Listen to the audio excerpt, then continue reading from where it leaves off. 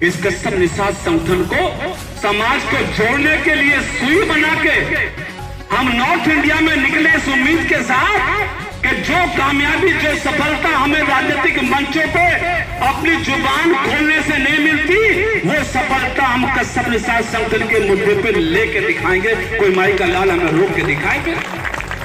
चिंता हर घर घर में हो, कश्यप निषाद संगठन के नाम हर बहन बच्चे की जुबान पर हो, और आने वाले 10, 5, 20 सालों में इस समाज के लोग भी और समाज के तरह सीना तान के चल सके, गौरव से जी सके, ऐसी कोशिश हम लोग करना चाहते हैं, ऐसा प्रयास हम लोग करना चाहते हैं। इसलिए मित्रों, आपके सहयोग की और आपके सबके आशीर्वाद की जरूरत है।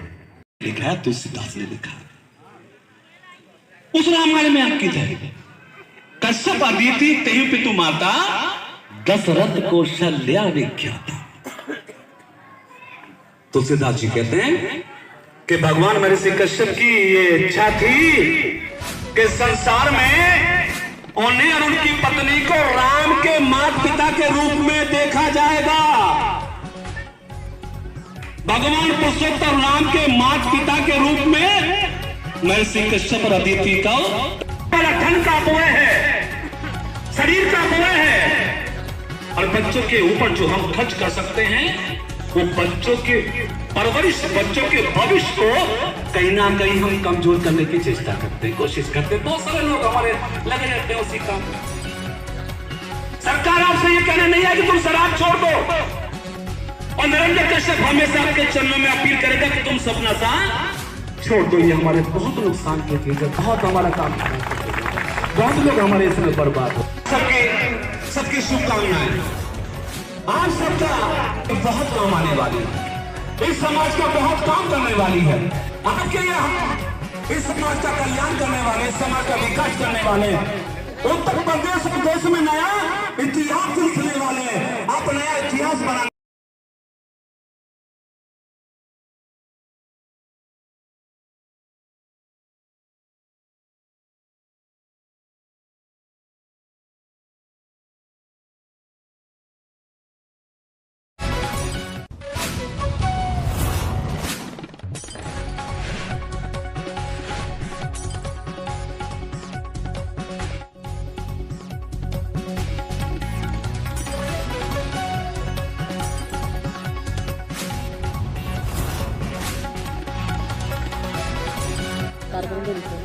और क्या संदेश है समाज?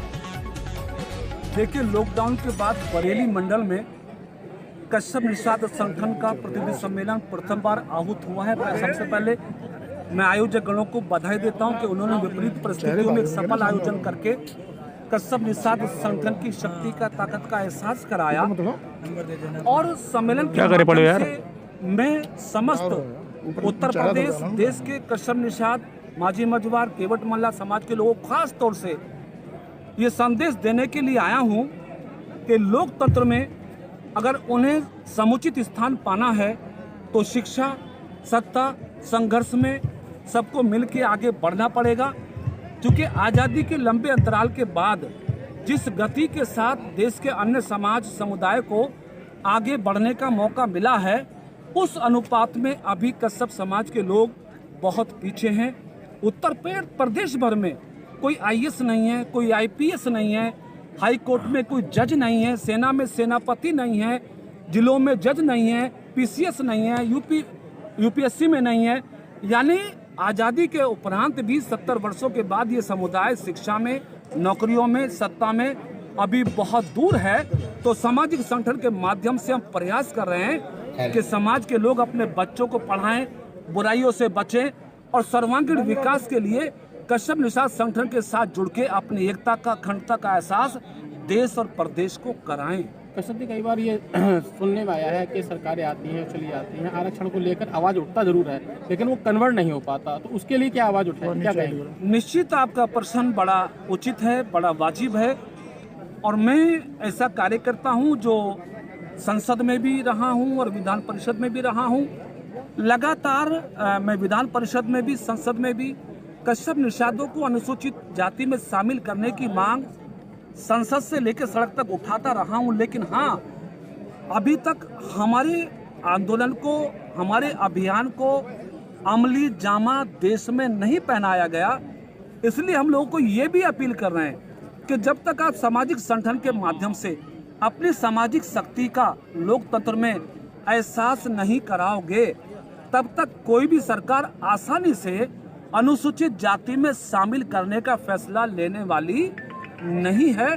तो इस मुद्दे पर हम समाज को जागृत कर रहे हैं। समय थोड़ा लग रहा है, लेकिन आशा है कि देश भर में और खासतौर से उत्तरी भारत में कस्सम निषाद संगठन इस पोजीशन में होगा कि देश और प्रदेश की सरकारों को हमारे इस मुद्दे पर अवश्य ही सकारात्मक फैसला लेना होगा।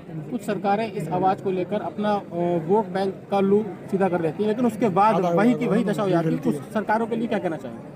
निश्चित ये अपनी सरकार बनाएंगे। लोकतंत्र में जो वोट की खातिर समय समय पर लोग मुद्दों को लेके आते हैं और सत्ता में आके भूल जाते हैं, ये दुर्भाग्यपूर्ण है।